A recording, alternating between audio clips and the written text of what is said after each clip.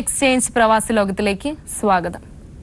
മലയാളിക്കും മലയാളക്കരയ്ക്കും ഭൂമിയിൽ കിട്ടിയ അക്ഷയഖനിയായ ഗൾഫ് മേഖല ഇപ്പോൾ കടുത്ത സാമ്പത്തിക പ്രതിസന്ധിയിലൂടെ കടന്നുപോയിക്കൊണ്ടിരിക്കുകയാണ്. നമ്മുടെ ഗൾഫ് മലയാളികൾക്ക് ഈ സാമ്പത്തിക പ്രതിസന്ധി അതിജീവിക്കാനാകണമേ എന്ന പ്രാർത്ഥനയോടെ ഈ ആഴ്ചയിലെ UAE എക്സ്ചേഞ്ച് പ്രവാസ ലോകത്തിലേക്ക് കടക്കാം.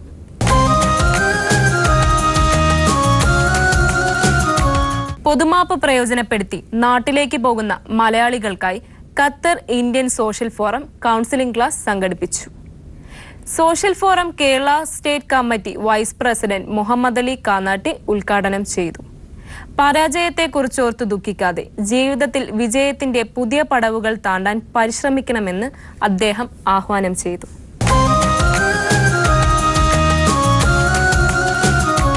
സൗദി ബുറൈദയിലെ പ്രവാസലോകം പ്രതിനിധി അഡ്വക്കേറ്റ് MA സലാം, അഡ്വക്കേറ്റ് സന്തോഷ്, കിഷോർ റിയാദ്, ഉണ്ണി തബൂക്ക് എന്നിവർ നേതൃത്വം കൊടുത്ത് നാം രക്ഷപ്പെടുത്തിയ സുശീലയെ വനിതാ ഡിറ്റൻഷൻ സെന്ററിൽ നിന്നും സൗദി വനിത കടത്തിക്കൊണ്ടുപോയിരിക്കുന്നു. ഞെട്ടിക്കുന്ന ഈ വാർത്തയ്ക്ക് നാം എന്ത് മറുപടിയാണ് കൊടുക്കേണ്ടത്? എംബസി അധികൃതർ ഇത് കാണുന്നുണ്ടോ? 5 മാസത്തിനുള്ളിൽ 4 മാസം അവരുടെ വീട്ടിൽ നിർത്തി എന്നെ കൊണ്ട് ജോലി ചെയ്യിച്ചിട്ട് 2 മാസത്തെ ശമ്പളം തന്നിട്ട് 2 മാസം കഴിഞ്ഞപ്പോൾ 4 മാസം കഴിഞ്ഞപ്പോൾ അവർ വേറെ വീട്ടിൽ ശമ്പളം തരാതെ കൊണ്ടാക്കിയിട്ട് അവർ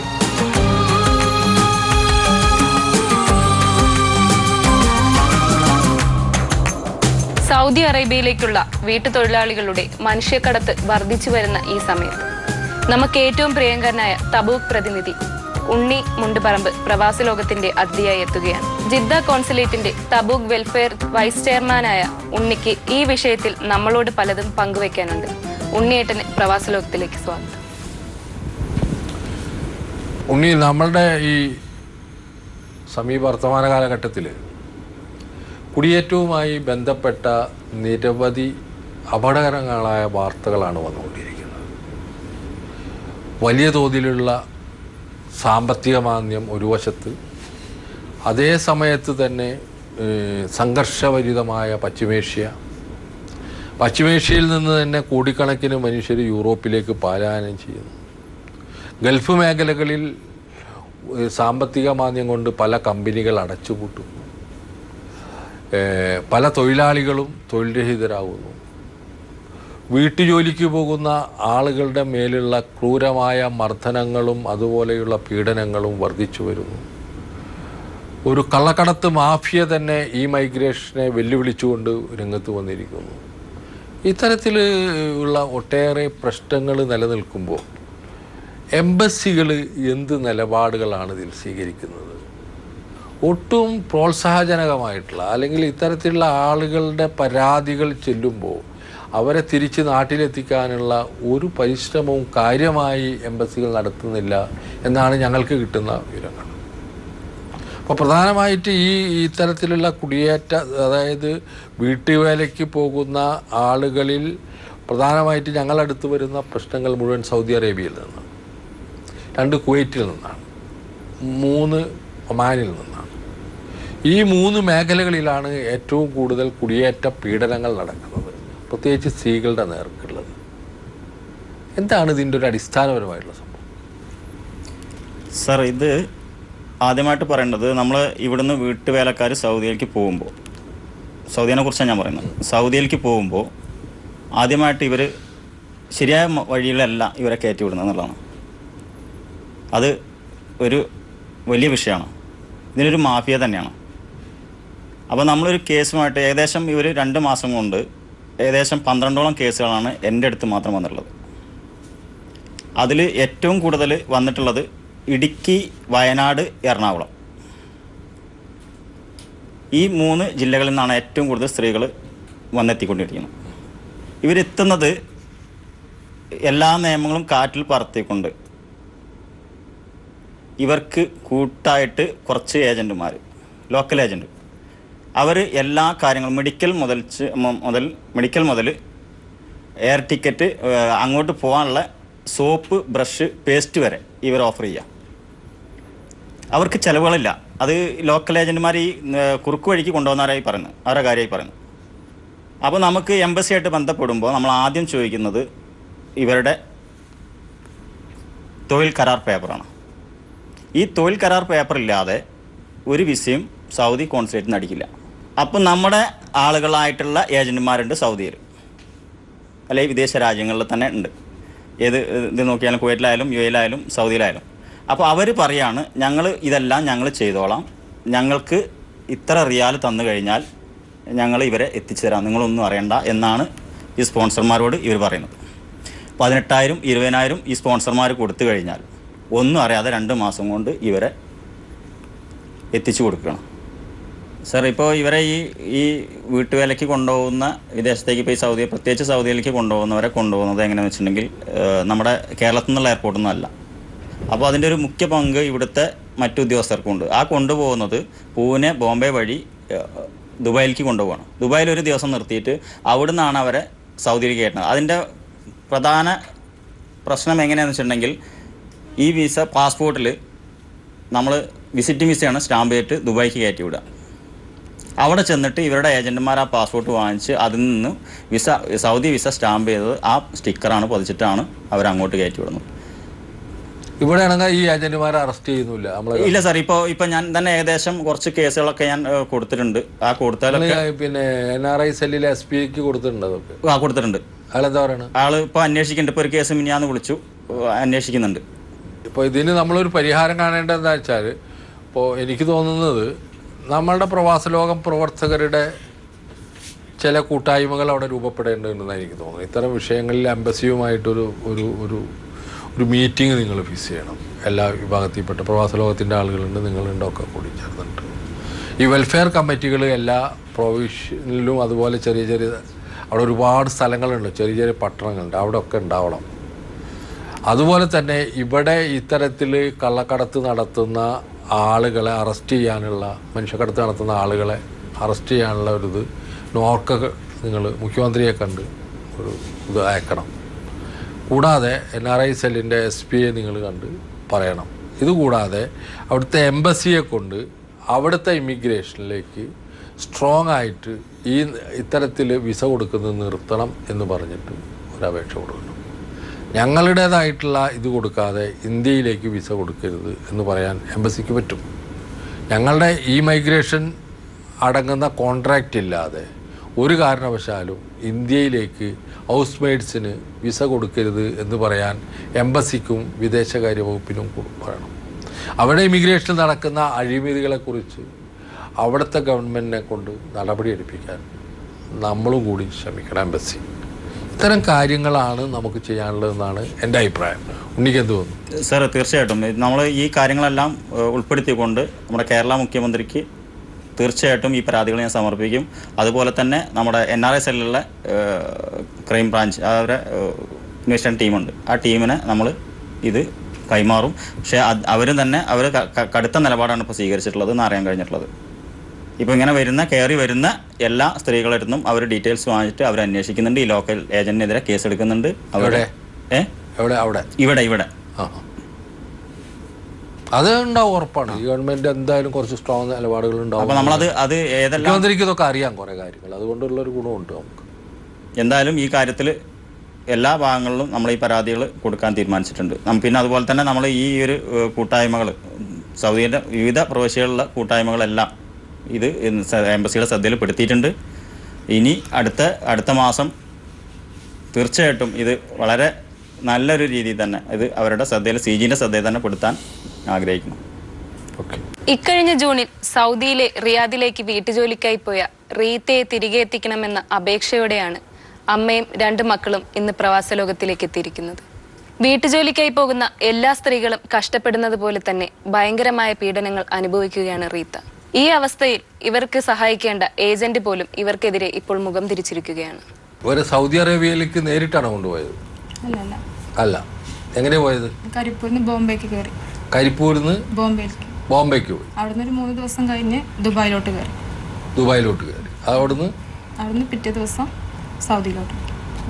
അങ്ങനെയാണ് കൊണ്ടുപോയത്. ആരാ കൊണ്ടുപോയത്? ഞങ്ങൾക്ക് പരിചയപ്പെടുത്തുന്ന എറണാകുളത്തെ ഒരു ഏജന്റാണ്. എന്താ പേര്? മുജീബ് എന്ന് അറിയപ്പെടുന്ന, ഇവിടെ പല പേരാണ് അറിയപ്പെടുന്നത് പറഞ്ഞു. ഒരു പേരല്ല? ഇല്ല, ഞങ്ങളോട് മുജീബ് എന്നാ പറഞ്ഞത്. വേറെ ആളോട് വേറെ പേര് പറയും. എത്ര രൂപ കൊടുത്തു? 1.5 ലക്ഷം. 1.5 ലക്ഷം രൂപ കൊടുത്തു. ഇവിടുന്ന് പോയപ്പോൾ 1.5 ലക്ഷം മതി എന്ന് പറഞ്ഞു, അത്രയും മതി എന്ന് പറഞ്ഞു. പക്ഷെ ഇവിടുന്ന് കൊണ്ടുപോയത് പാലസിൽ ക്ലീനിങ് എന്ന് പറഞ്ഞാൽ കൊണ്ടുപോയത്. അവിടെ നിന്ന് 4 ലക്ഷം രൂപ വാങ്ങിയെന്നാ പറയുന്നത്. അത് തരാതെ വിടില്ല എന്ന് പറഞ്ഞിട്ടാണ് ഇപ്പോൾ അറബികൾ കുട്ടീനെ ഉപദ്രവിക്കുന്നത്. ഇപ്പൊ അത് ഏജന്റ് വിളിച്ച് ഏജന്റ് ഫോൺ എടുക്കണില്ല. ഏജന്റ് മുജീബ് ഫോൺ എടുക്കുന്നില്ല. പിന്നെ മുജീബ് നമ്മളറിയുന്ന ആള് ആരാണെന്ന് അറിയില്ല, എറണാകുളത്തുകാരനാ. നിങ്ങൾ കണ്ടാലറിയോ അയാളെ? ഇല്ല, ഞങ്ങൾ കണ്ടിട്ടുമില്ല. നിങ്ങളെ ആരാ ബന്ധപ്പെടുത്തിയത്? ഞങ്ങളെ ബന്ധപ്പെടുത്തിയത് തൃശ്ശൂരുള്ളൊരു ഈ കണ്ണമ്പുള്ളി മുത്തപ്പൻ എന്ന് പറഞ്ഞാൽ അവിടെ ഒരു സ്വാമിയുണ്ട്. അയാളാണ് മോളെ പരിചയപ്പെടുത്തിയത്. അച്ഛന് സുഖമില്ലാണ്ടായിട്ട് അവിടെ പോയതാണ്. തൃശ്ശൂർ എവിടെയാണ്? തൃശ്ശൂർ ഈ പത്താങ്കല്ല് അറിയുന്ന സ്ഥലത്ത്, കൊടുങ്ങല്ലൂരെ ഭാഗത്ത് പത്താങ്കല്ല് അറിയും. അവിടെയാണ് ആളുടെ സ്ഥലം. എന്താ സ്വാമിയുടെ പേര്? സ്വാമിയാണ്? ശരിക്കുള്ള സ്വാമിയാണ്? ശരിക്കുള്ള കുട്ടി അങ്ങനെ അഡ്രസ് എടുക്കാൻ മറന്നുപോയി. കാഷായ വസ്ത്രമൊക്കെ ധരിച്ചുള്ള ആളാണ്? അല്ലല്ല, സാധാ വസ്ത്രം തന്നെയാണ്. സ്വാമി എന്നാ പറയാല്ലേ? കണ്ണമ്പുള്ളി മുത്തപ്പൻ അവിടത്തെ അറിയപ്പെടുന്നത് അങ്ങനെയാണ്. കണ്ണമ്പള്ളി മുത്തപ്പൻ എന്നാണ് ഇയാൾ അറിയപ്പെടുന്നത്? എല്ലാ സ്ഥലത്ത് കണ്ണമ്പള്ളി മുത്തപ്പൻ എന്ന് പറയുന്ന ക്ഷേത്രത്തിലാണോ ഈ സ്വാമി? അവിടുത്തെ ആളാണ്. ആ ക്ഷേത്രത്തിലെ ആളാണ്. അച്ഛന് സുഖമില്ലാത്ത കാരണം കൊണ്ട് അവിടെ പോയതാണ്. അപ്പൊ അങ്ങനെ ചികിത്സക്ക് പോയതാ. അപ്പൊ ആ സ്വാമിയാണ് ഈ മുജീബിനെ പരിചയപ്പെടുത്തിയത്. അതാ സൗഹാർദ്ദം നടക്കട്ടെ. അങ്ങനെ ഏജന്റിനായിട്ട് പരിചയപ്പെട്ടതും പോയതും. അയാൾ 2 പ്രാവശ്യം എറണാകുളത്ത് വിളിച്ചു. അയാള് പറയുന്നത് എനിക്ക് അത്ര വലിയ പരിചയമില്ല, പിന്നെ അയാളെ പെങ്ങളായിട്ടാണ് എനിക്ക് നല്ല പരിചയം, പിന്നെ എന്നോടിപ്പോ അതിനെ പറ്റി പറഞ്ഞിട്ട് കാര്യമില്ല, എനിക്ക് സഹായിക്കാനൊന്നും കഴിയില്ല, നിങ്ങൾ വേറെ അവരെ കിട്ടുന്ന വഴി എന്തെങ്കിലും നിങ്ങൾ തന്നെ നോക്ക്. പിന്നെ വിളിക്കുമ്പോ ഫോണ് കട്ടായി.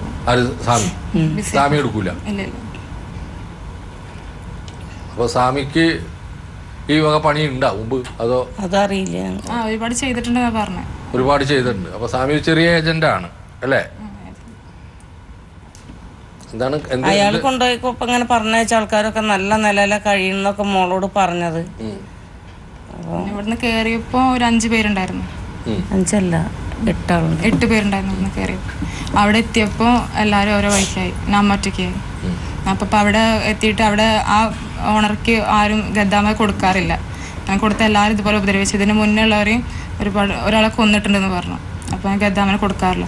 അപ്പോൾ ഇപ്പോൾ ചോദിച്ചപ്പോൾ അടുത്തൊരു മലയാളീസിൻ്റെ ഡ്രൈവറായിട്ട് അയാളെ പറഞ്ഞു കൊടുത്തത് എങ്ങനെ ഇവിടുന്ന് കയറിപ്പോവാൻ, ഇതിന് മുന്നേ വന്നവരാരും രക്ഷപ്പെട്ടിട്ടില്ല എന്ന് പറഞ്ഞു. അപ്പോൾ ഈ അമ്മൻ്റെ ഓണർ അൽഡ്രി എന്ന് പറഞ്ഞു. റിയാദ്. ഇപ്പം ഇവിടേക്ക് ഞങ്ങൾ വിളിച്ച് പറഞ്ഞതിന് ശേഷം ഇവിടുത്തെ ആൾക്കാർ അവിടെ ചെന്ന് അന്വേഷിച്ചു എന്ന് പറഞ്ഞ് അങ്ങനെ അവരറിഞ്ഞിട്ട് ഇപ്പോൾ തല്ലി കാലൊക്കെ ഒടിച്ചിട്ട് നിൽക്കുകയാണ്. നടക്കാനൊന്നും വയ്യപ്പോ. എംബസി വഴി അറിയിച്ചു കഴിഞ്ഞാല് അമ്മനെ കൊന്നിടുന്നു പറഞ്ഞു. അങ്ങനെ എങ്ങനെയാണല്ലോ അവരെന്തോ അറിഞ്ഞു തോന്നുന്നു. ഇപ്പൊ അമ്മനെ അടിച്ചിട്ട് ചെരുപ്പിട് തലക്കടിക്കുന്നത്. ഇപ്പൊ നടക്കാനൊന്നും പറ്റണില്ല എന്ന് പറഞ്ഞു. അപ്പൊ ഹോസ്പിറ്റലിൽ കൊണ്ടുപോകാൻ പറഞ്ഞപ്പോ കൊണ്ടുപോല. ആദ്യം ഇവിടുന്ന് സൂക്കേടുള്ള ആളാണ്. ഈ ഗർഭപാത്രമൊക്കെ എടുത്ത് കളഞ്ഞിട്ടാണ്. എന്നിട്ട് മരുന്നൊക്കെ ആയിട്ട് പോയത്. ഇപ്പൊ മരുന്നൊന്നും കഴിക്കാൻ അന്നേ സമ്മതിക്കുന്നില്ല എന്ന് പറഞ്ഞു. 2 ആഴ്ചക്ക് കൂടുമ്പോൾ ഒരു 10 ഉറുപ്പ്യ അവരെ ഓണറെ ഫോണിൽ കയറ്റിട്ട് വിളിക്കാൻ പറയും. എന്നിട്ട് അടുത്ത് നിൽക്കുന്നതാണ്. അപ്പോൾ എന്തെങ്കിലും അവിടെ മലയാളി വേറൊരു പെണ്ണുണ്ട്, എന്തെങ്കിലും ഇവൾ തെറ്റി പറഞ്ഞിട്ടുണ്ടെങ്കിൽ അത് പറഞ്ഞു കൊടുക്കുക, എന്നിട്ട് അതിനെ ഉപദ്രവിക്കുക, അടുത്ത് നിർത്തിയാണ്ട് വിളിക്കാൻ സമ്മതിക്കുക. ഇല്ല, അച്ഛൻ ബസ്സിൽ കണ്ടക്ടറാണ്. ഇപ്പോഴും കണ്ടക്ടറാണ്. കല്യാണം കഴിച്ചിട്ടില്ല. ഈ മോന് 9 മാസമുള്ള ഉപേക്ഷിച്ചത്.